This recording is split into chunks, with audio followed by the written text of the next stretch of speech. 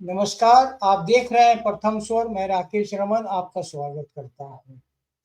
यूं तो खबरों की भरमार है, लेकिन आज हम लोग विशेषकर बात करेंगे बांग्लादेश को लेकर कि बांग्लादेश में तख्ता पलट हुआ।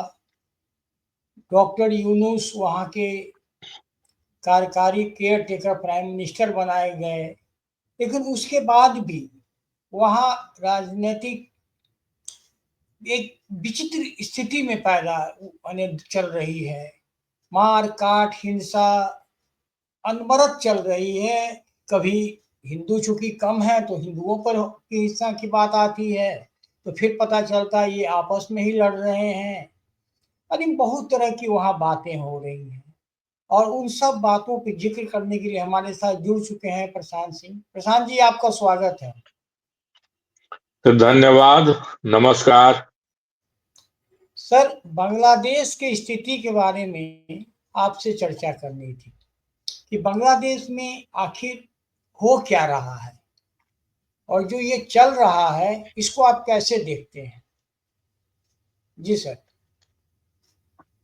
सर, ये तो सब लोग जानते हैं कि पिछले साल अगस्त में वहां तख्ता पलट हुआ। शेख हसीना वाजिद जो वहां की प्रधानमंत्री थी, उनको देश छोड़कर भागना पड़ा।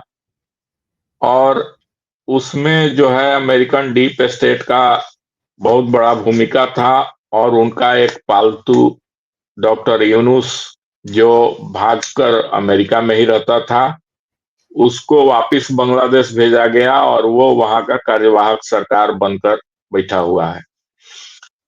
और इसके बाद जो है एक खालिदा जिया, जो पूर्व प्रधानमंत्री थी, भ्रष्टाचार के आरोप में जेल में थी, उनको रिहा किया गया। और जमाते इस्लामी, एक पार्टी जो है कट्टरपंथियों की पार्टी है बांग्लादेश में, उस पर से भी प्रतिबंध हटाया गया और उन लोगों को खुले मैदान में छोड़ दिया गया कि बांग्लादेश के खुले मैदान में आ जाए सामने। तो यानी यानी वो कुल अपनी कुल कुल राजनीतिक। मिलाकर कुल मिलाकर आप ये कहना चाह रहे हैं कि तमाम अराजक तत्व जो जेल के अंदर थे सबको रिहा कर दिया गया। जी बिल्कुल।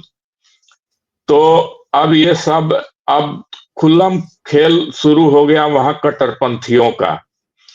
क्योंकि सबसे बड़ी बात यह है कि जैसा कि पूर्व प्रधानमंत्री, पूर्व तो नहीं है, अभी भी उनको नियमतः हटाया नहीं गया है, ना उन्होंने रिजाइन किया है शेख हसीना वाजिद। वो वहां का अभी भी, वहां के खुद राष्ट्रपति ने कहा कि उन्होंने रिजिग्नेशन नहीं दिया है। तो शेख हसीना वाजिद जो भागकर भारत में रह रही हैं, तो वो उन्होंने खुद ही कहा कि सेंट मार्टिन द्वीप जो है वो अमेरिका के द्वारा डिमांड किया गया था कि उसके हवाले कर दिया जाए, जिसको उन्होंने मना कर दिया। एक छोटा सा द्वीप है बांग्लादेश के नीचे, बंगाल की खाड़ी में। तो मना करने के बाद उनके खिलाफ काफी अमेरिकी सरकार और अमेरिकन डीप स्टेट नाराज था। और दूसरी चीज कि अमेरिकन डीप स्टेट तो काफी कुख्यात रहा है बहुत सारे देशों में, और जॉर्ज सोरोस का गैंग और वहां के आर्म्स डीलर वाले लॉबी, बहुत सारे लोग हैं। तो बहुत सारे देशों में तख्ता पलट के लिए जाने जाते हैं। बांग्लादेश में भी उन्होंने खेल किया। हालांकि भारत के चुनाव को भी प्रभावित करने का कोशिश किया उन्होंने 2024 में, लेकिन भारत के चुनाव में थोड़ा फर्क तो पड़ा, लेकिन ज्यादा फर्क नहीं पड़ा। तो बांग्लादेश में वो चीज हो गया।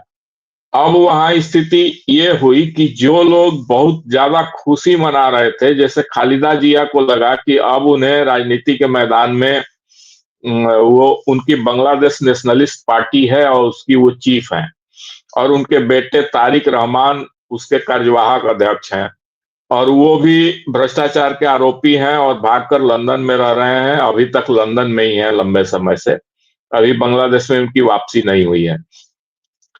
तो ये लोग काफी खुश थे कि अब ये लोग राजनीतिक खेल खेलेंगे और इन लोगों को प्रधानमंत्री बनने का मौका मिलेगा, चुनाव होगा। लेकिन यहाँ जो यूनुस बैठ गए हैं सरकार के पद पर, तो उन्होंने चुनाव में अब देरी का तरह तरह का हथकंडा अपनाना शुरू किया। और उन्होंने कहा कि चुनाव में जो मतदान की मतदाताओं की उम्र है उसको घटाकर 17 साल कर दी जाएगी। यानी कहने का मतलब कि अब फिर से नया ढंग से मतदाता सूची बनाना पड़ेगा और मतदाता सूची बनाने में 1 साल 2 साल या उससे भी ज्यादा लग सकता है।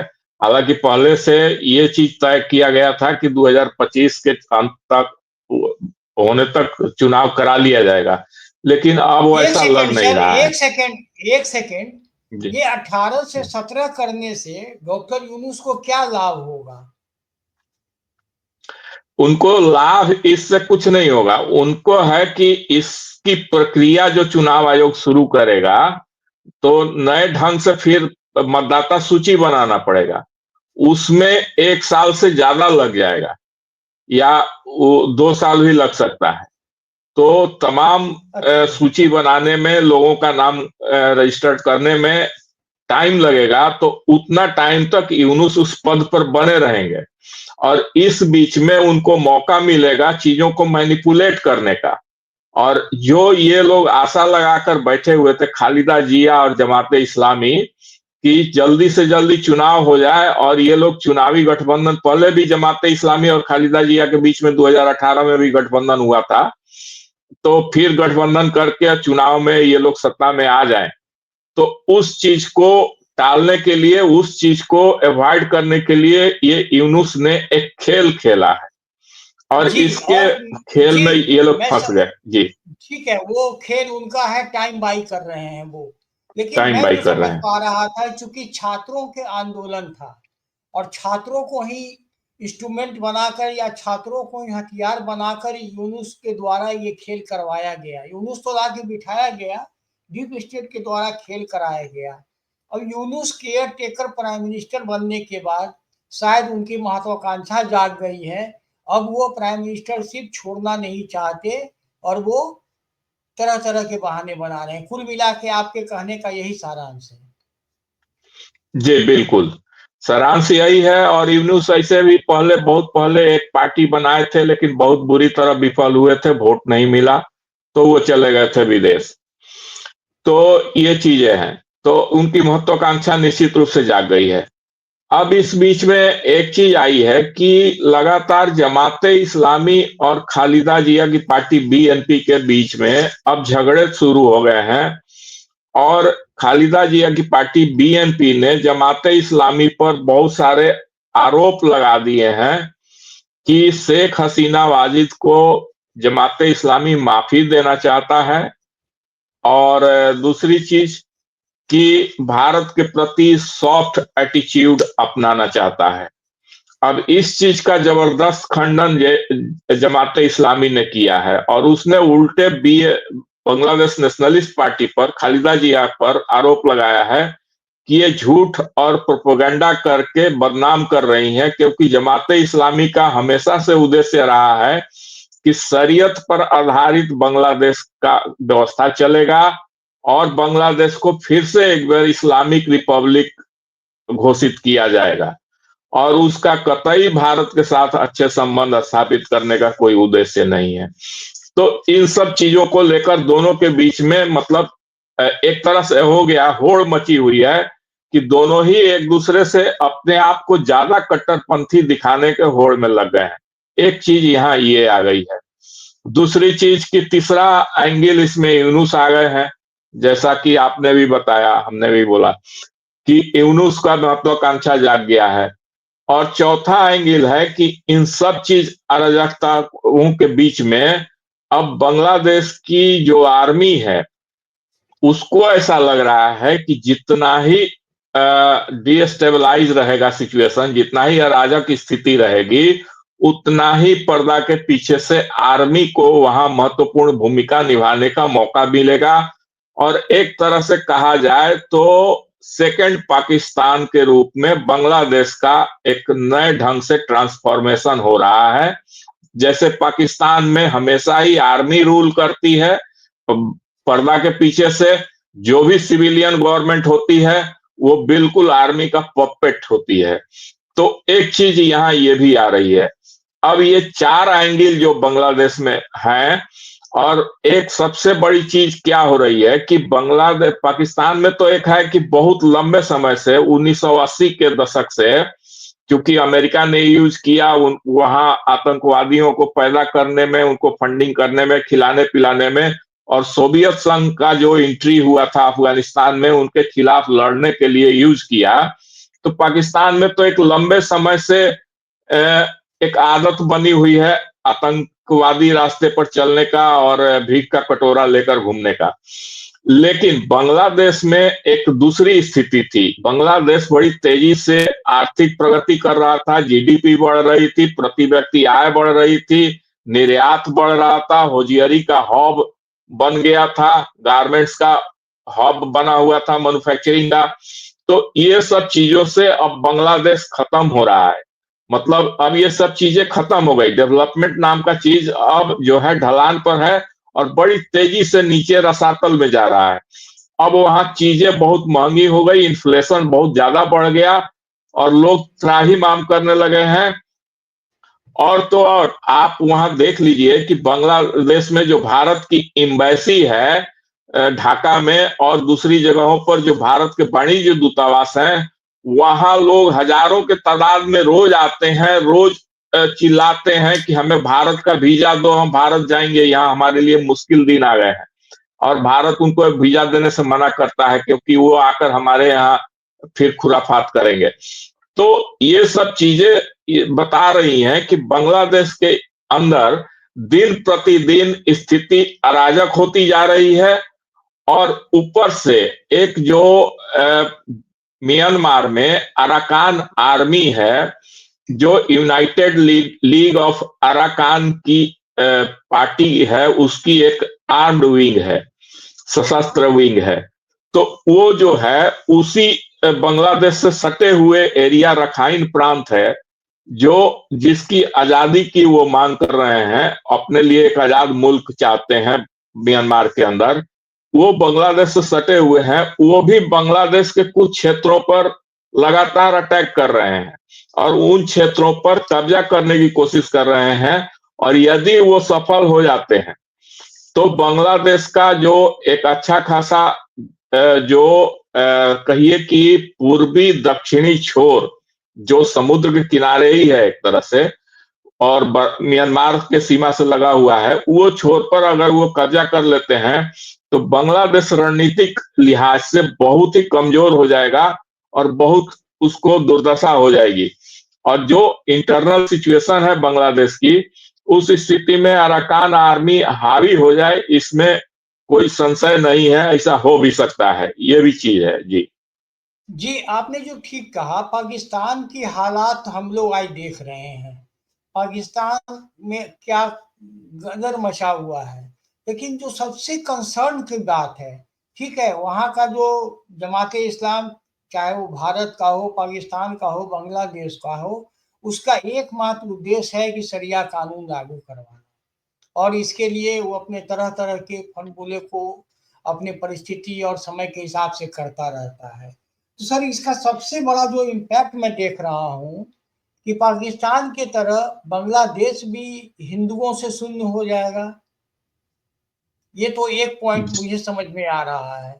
जहाँ पर शरिया कानून को लेकर और बातें चलेगी और इसको नाफिज करने की बात करेगी चलेगी, और जहाँ अराजकता होगी वहाँ हत्या तो सिर्फ हिंदुओं की होनी है, ये तो तय बात है। लेकिन हिंदू होने का मतलब ये नहीं है कि वो सब भारत आ जाए। एक समय है, पाकिस्तान तो जो होना था हो गया।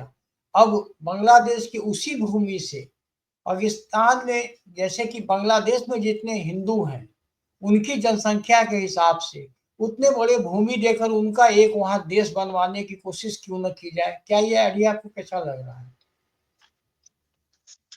अब इसमें सर दो एंगल है। एक तो है कि ठीक है, जिस दिन से बांग्लादेश में ये जो तथाकथित रिवोल्ट हुआ है,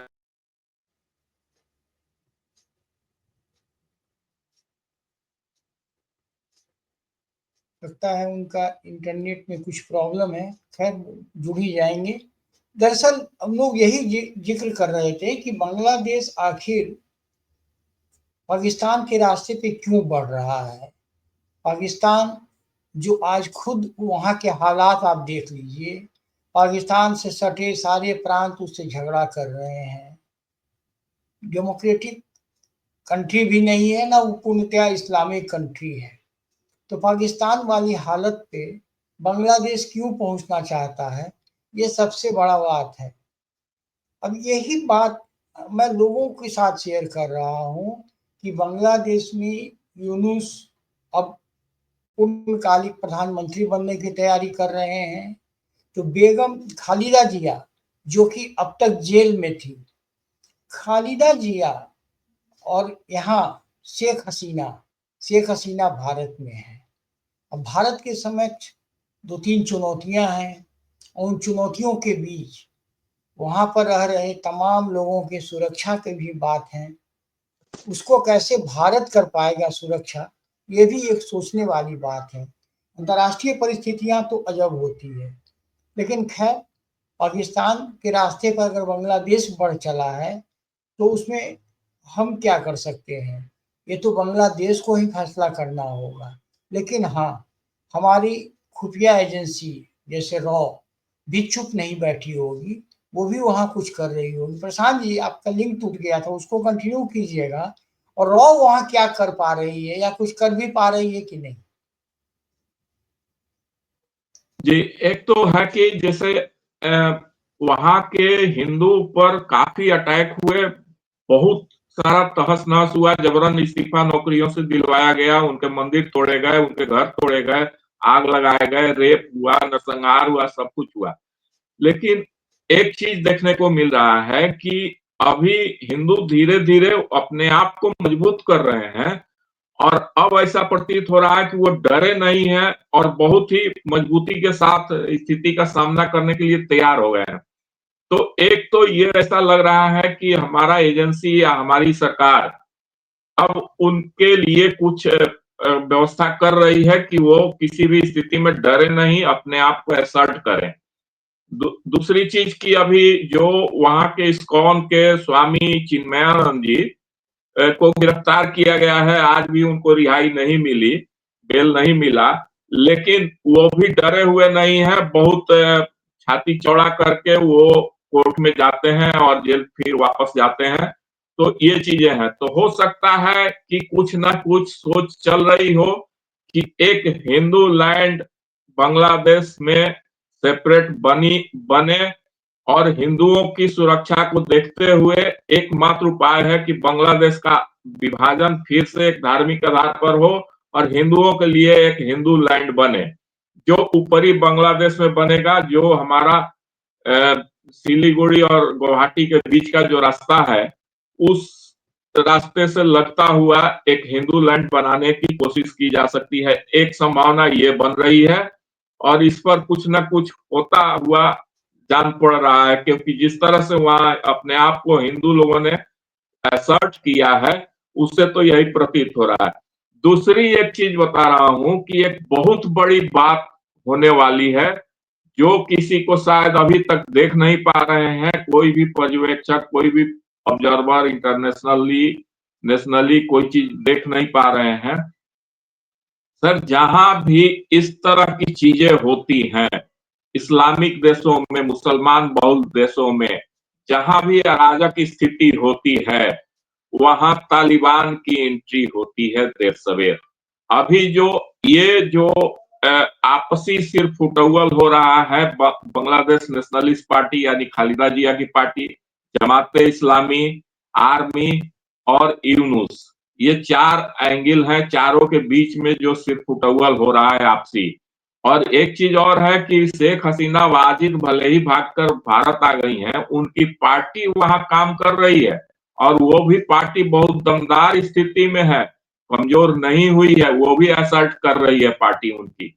तो ये सारी चीजों का फायदा उठाकर जो वहां अराजक स्थिति पैदा हो रही है, अभी की स्थिति बता रहा हूं कि बैंकों में लूट हो रही है, दुकानें लूटी जा रही हैं, चोरी डकैती की घटनाएं बढ़ रही हैं, लोगों को खाने पीने का संकट हो रहा है उस देश में। तो ये तमाम जो संकटमय की स्थिति है, उसमें अगर तालिबान ने एंट्री ले लिया सर, तो यकीन मानिए कि तालिबान किसके फेवर में जाएगा, आप अफगानिस्तान और पाकिस्तान की स्थितियों का अध्ययन करके बहुत सहज ढंग से अंदाज लगा सकते हैं कि वहां पासा किस ढंग से पलट सकता है।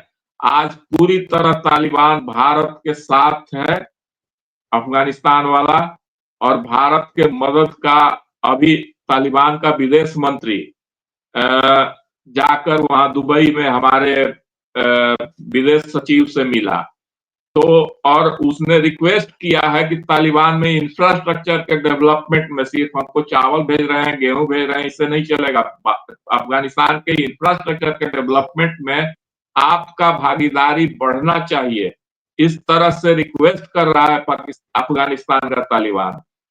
और पाकिस्तान में भी तालिबान बहुत सक्रिय रूप से अपने आप को ये कर रहा है, असर्ट कर रहा है। तो उस परिस्थितियों में यदि बांग्लादेश में तालिबान का एंट्री हो जाए और इन लोगों पर कहर टूट पड़े, तो इसमें भी कोई आश्चर्य वाली बात नहीं होगी। और हमको लगता है कि निकट भविष्य में इस तरह की चीजें वहां होंगी। जी, बहुत सारी संभावनाएं हैं और बहुत सारी बातें हैं। और 21 जनवरी को डोनाल्ड ट्रंप भी अमेरिका के राष्ट्रपति बन जाएंगे। उसके बाद देखने वाली बात होगी कि अमेरिका क्या रुख लेता है, वो पीस की ओर बढ़ता है और कैसे इस कॉन्ट्रडिक्शंस को खत्म करने की कोशिश करता है, और करता भी है कि नहीं, कुछ भी नहीं कहा जा सकता। विदेश के मामले ऐसे ही होते हैं, और खासकर बाउंड्री पार की जो डिप्लोमेसी होती है वो एक अलग डायमेंशन की होती है। और उन डायमेंशन से जो भी खबरें छन कर आएगी, हमने आज भारत के एंगल से इस बांग्लादेश की परिस्थितियों को समझने की कोशिश की और वहाँ पर क्या संभावनाएं हो सकती हैं। कल हम आपसे जब पुनः मुलाकात होगी कल सुबह, तो हम जो लंदन वगैरह में ग्रूमिंग चल रहा है उस पे विशेष रूप से बात करेंगे। आप हमारे साथ रहे, बहुत बहुत आभार। यदि आपको हमारा वीडियो अच्छा लगा हो तो इसको लाइक कीजिए, सब्सक्राइब निश्चित रूप से कीजिए।